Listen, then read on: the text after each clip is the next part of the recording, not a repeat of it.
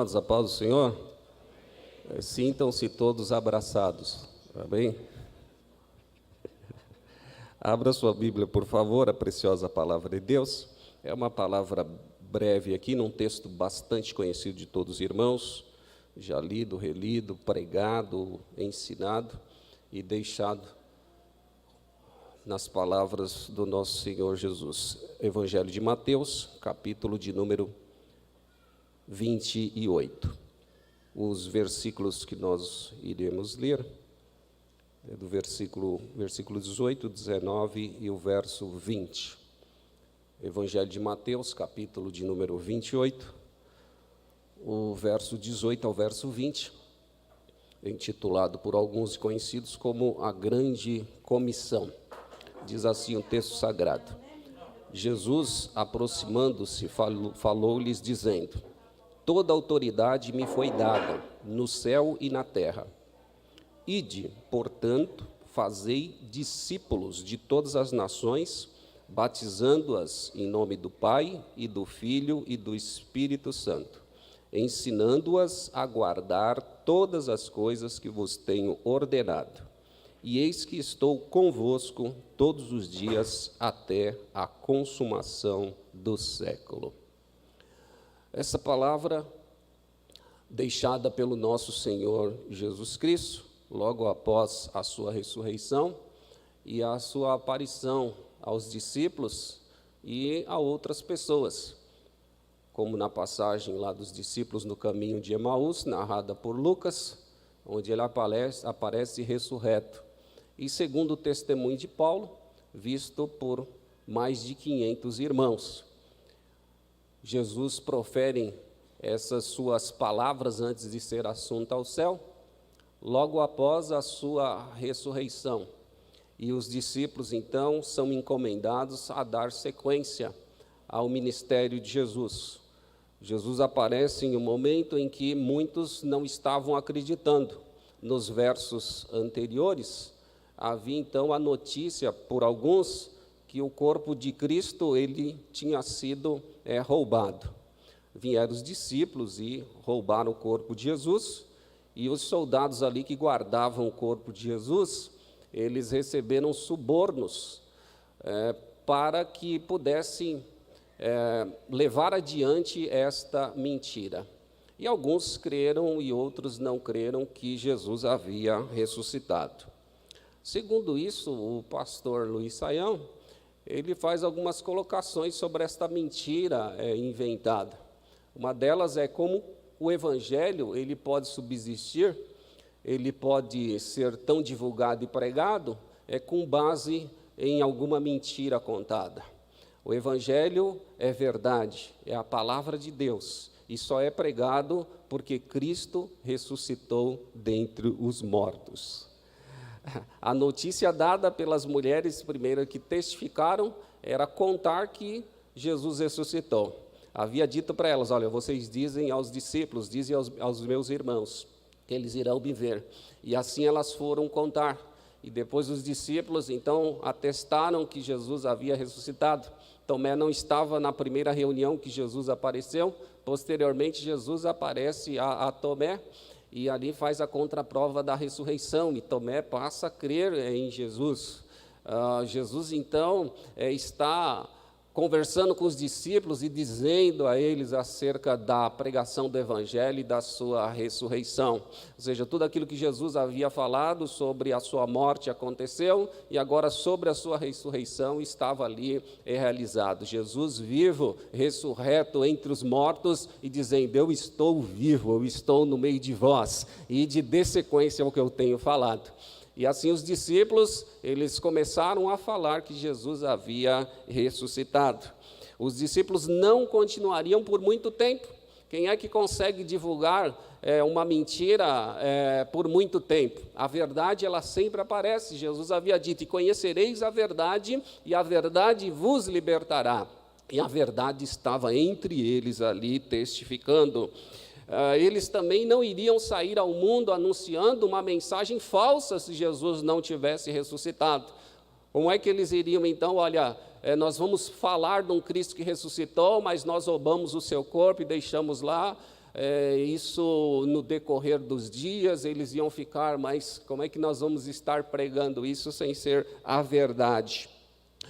Uma mentira desta natureza, não haveria aceitação pelo mundo, pelos ouvintes. Então, quando nós pregamos a Cristo ressuscitado, nós estamos pregando a verdade. Se fosse mentira, após mais de 2000 anos, o Evangelho não estaria fazendo o efeito que está. E se aqui há pessoas para se batizar, há pessoas que já foram batizadas, há pessoas aqui adorando, proclamando o nome do Senhor, é sinal, é real. Jesus ressuscitou, Ele está vivo entre nós. E a igreja que iniciou pregando, eles diziam pelo menos 3 verdades importantes, que aquele Cristo que estava ressurreto entre os mortos, era o Cristo predito pelas Escrituras, porque alguns estavam dizendo que aquele não era o Messias deveria vir de forma diferente, o Messias deveria libertar nós do Império Romano, o Messias deveria assentar em um trono e reger todas as nações, o Messias deveria então trazer prosperidade a nós, e esse Messias está como uma pessoa comum.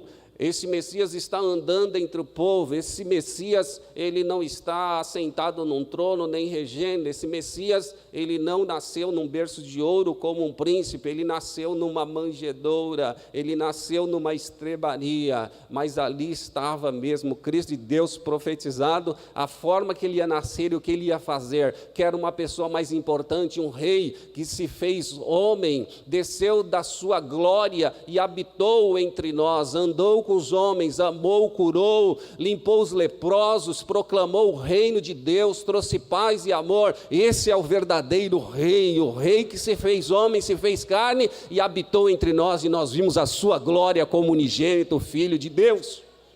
Qualquer tirano jamais andaria nas ruas da Palestina ali, empoeirando seus pés, jamais conversaria com pecadores e publicanos, mas o Filho de Deus, Jesus Cristo, ele comia com os pecadores e com os publicanos, ele era um homem comum dentre os homens, mas um Deus dentre os homens, disposto a dar a sua vida por nós, morrer pelos nossos pecados. Qualquer pessoa se ufanaria do seu título, mas Jesus, como Filho de Deus, era uma pessoa bem comum dentre todos.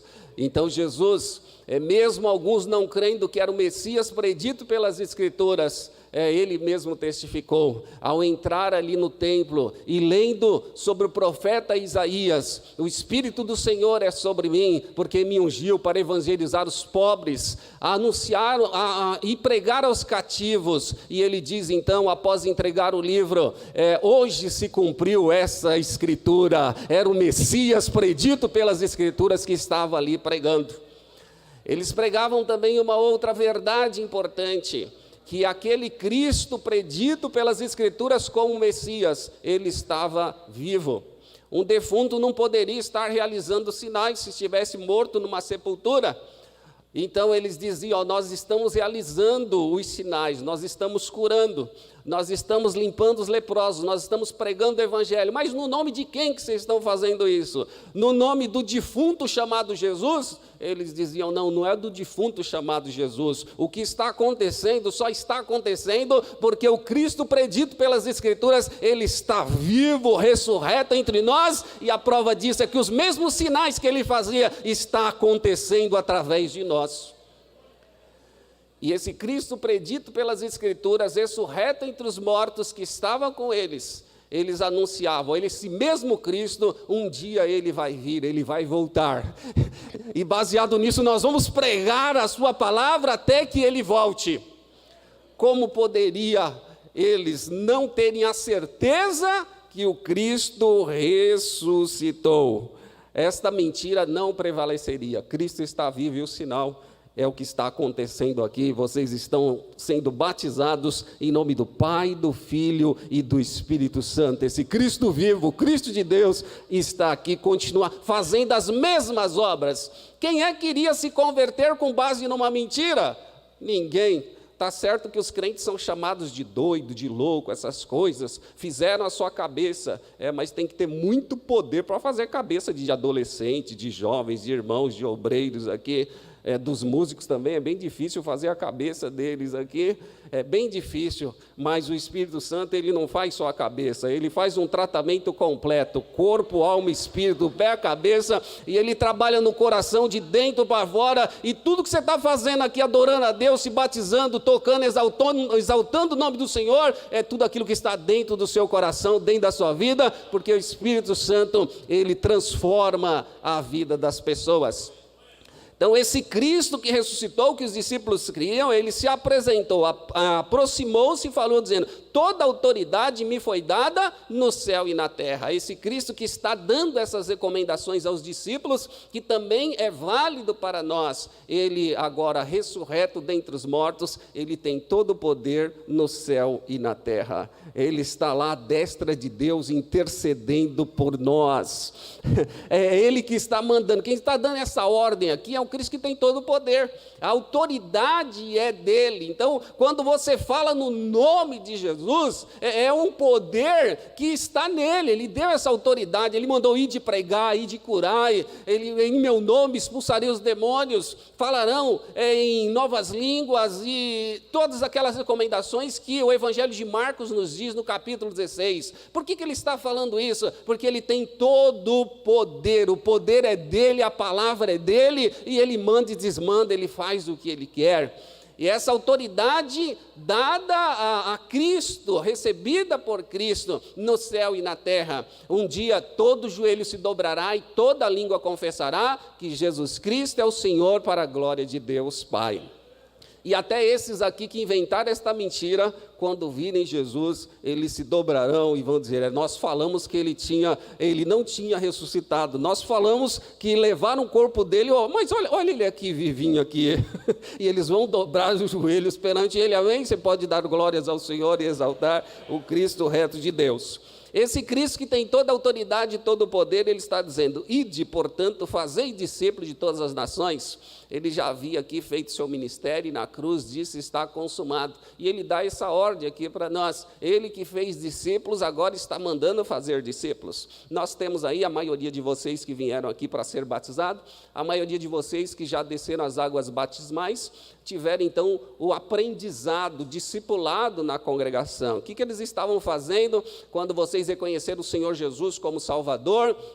Pela transformação divina operada através do Espírito Santo e pela fé em Deus, arrependimento e pregação da poderosa palavra de Deus, vocês então entraram no estudo de discipulado, no aprendizado das Escrituras para conhecer melhor, a fim de tomarem esta decisão de descer as águas, exteriorizando aquilo que Jesus fez anteriormente. Ou seja, essa demonstração ao descer as águas batismais é simplesmente você declarar: já estou transformado, salvo pela graça, arrependido, regenerado, e agora então só estou demonstrando isso publicamente. Está descendo as águas, simbolicamente sepultando seus pecados ali e dizendo a todo mundo: olha, eu acredito em Cristo, Ele ressuscitou, eu estou transformado e agora eu estou demonstrando isso ao mundo, que Cristo, Ele transformou a minha vida e mudou a minha maneira de pensar, de agir e de ser. Então ele está dizendo aqui para fazer discípulos, e é isso que vocês fizeram ao dar as instruções, é isso que vocês se submeteram ao participar daquelas instruções em cada congregação, cada um agindo de uma forma diferente, cada um usando um material de estudo diferente, e com base nas Escrituras ensinar para vocês a verdade, formando então a sua convicção da fé, para que se alguém perguntar para você: o que você está fazendo, o que é esse batismo? Então as instruções serviram para alicerçar a sua fé, alicerçar o seu conhecimento acerca da igreja e do reino de Deus, mas a transformação principal já ocorreu na sua vida, não dependeu nada disso. Essas coisas foram fundamentais, mas acessórias à sua fé, para que você saiba conscientemente das decisões que você está tomando, o porquê e como você vai fazer também. E a fim de que você que outrora se submeteu ao discipulado, agora vocês, cada um de vocês, vão fazer discípulos, como Jesus ensinou. E de fazer discípulos. Então, quando todos aqui fizeram dessa forma, vocês estavam simplesmente obedecendo ao que Jesus falou. Ide, fazei discípulos de todas as nações. Esse Cristo vivo ainda continua salvando, transformando, e nós ainda obedecendo a sua palavra e fazendo discípulos. Ele disse para batizar em nome do Pai, do Filho e do Espírito Santo. Aqui está a forma bíblica, a forma que acreditamos ser o batismo aqui nas águas. Jesus, ele mandou fazer isso. Então, todos aqui, os ministros que irão receber você ali no tanque, que irão fazer com que você repitam algumas coisas, ali a sua confissão de fé, eles estão fazendo segundo a palavra de Deus tem nos ensinado, batizando aqueles que crer e cumprindo então a justiça de Deus, como diz as Escrituras. Simplesmente aqui é a sequência das palavras de Jesus, e o Evangelho, a igreja tem crescido em todo o mundo, porque eles simplesmente estão replicando aquilo que Jesus falou. Não devemos parar até a volta de Jesus, replicar aquilo que ele ensinou. E ele diz aqui, olha, você vai fazer o quê? Ensinar. Então você tem a missão de pregar, e você tem a missão de educar as pessoas, como Paulo diz a Tito, educando-as a guardar a bem-aventurada esperança e o aparecimento do nosso Senhor Jesus Cristo na glória.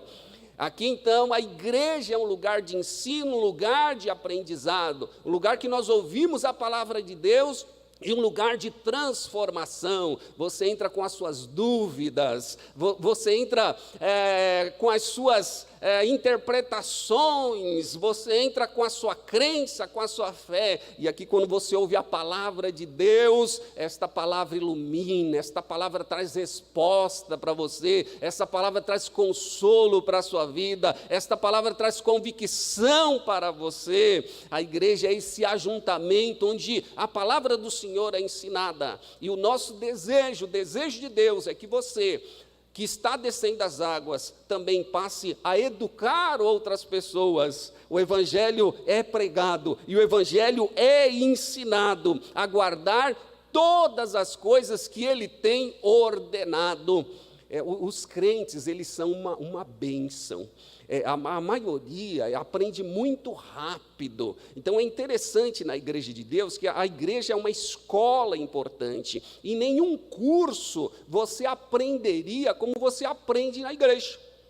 Você estuda aí alguns anos, você sai de lá, você já esqueceu tudo. Se for para você ensinar lá uma fórmula, lá, uma equação, por exemplo, você já não sabe mais nada, porque você só aprendeu na aula, fez a prova, depois fez a prova, você já esqueceu aquilo. Mas na igreja não, na igreja tudo que você aprende, você guarda. E tudo que você aprende, você quer contar para os outros. Então, automaticamente você se torna um professor. Essa mensagem que eu estou pregando, certamente à noite vocês vão usar ela nos cultos de missão, isso é muito importante, é sinal que nós aprendemos muito rápido, e é isso que Jesus quer, que você aprenda muito rápido. Então vocês vão sair daqui já ensinando para as pessoas, olha, eu me batizei porque Jesus transformou a minha vida, é Ele que salva, Ele transforma, eu tinha o peso do pecado, agora eu tenho o alívio do perdão, aleluia. É isso, vocês vão estar ensinando os outros, vocês vão chegar felizes na casa de vocês, e vocês vão estar ansiosos para a noite, dar o testemunho daquilo que Jesus fez na sua vida, e a experiência que você terá hoje, nesta manhã com Deus. Sabe o que é isso? É que você aprende muito fácil, porque o Espírito Santo, Ele é o nosso instruidor, o nosso professor, e você então aprende muito rápido isso. Que bênção para ensinar os outros. E aqui, para encerrar, a maior de todas as promessas, você vai estar fazendo todas essas coisas segundo aquilo que Jesus ensinou, mas debaixo de uma promessa. debaixo de um poder e debaixo de uma autoridade. Ele diz: estou convosco até a consumação dos séculos. Haverá um dia em que não precisaremos mais estar aqui nessa cerimônia de batismo. Haverá um dia que o evangelho não precisará mais ser pregado. Haverá um dia que você não vai precisar mais ensinar as pessoas e não nos reuniremos mais em uma congregação, em um templo como esse, porque haverá uma consumação de todas as coisas, estaremos na glória. E lá na glória, que bênção! Não precisará fazer anúncios como esse, como o coronavírus. Você não precisará ouvir isso, olha, não precisa vir para o culto, não precisa ter essas limitações. Olha, não precisa mais parar de abraçar os irmãos no céu para sempre com Deus, livre de tudo, na consumação. Você descansará de todo o seu trabalho. Ele enxugará dos nossos olhos toda lágrima. Não haverá mais morte, mais dor, nem pranto, nem clamor. Não haverá mais essas coisas. Haverá a consumação de tudo. É Deus dizendo: acabou, a missão acabou. Vocês pregaram o evangelho na terra, anunciando por todas as nações. Vocês ensinaram, fizeram os discípulos, agora vocês são meus, aleluia, estarão para sempre comigo na glória, a consumação. Mas enquanto isso não chegue, louve ao Senhor, toque bastante, cante bastante, pregue muito a palavra de Deus, mas com muita ansiedade, dizendo: ora vem Senhor Jesus, não vejo a hora de estar com o Senhor, livre de todas as coisas aqui. Que Deus abençoe a sua vida, fique firme e constante na obra do Senhor. Deus abençoe a sua vida.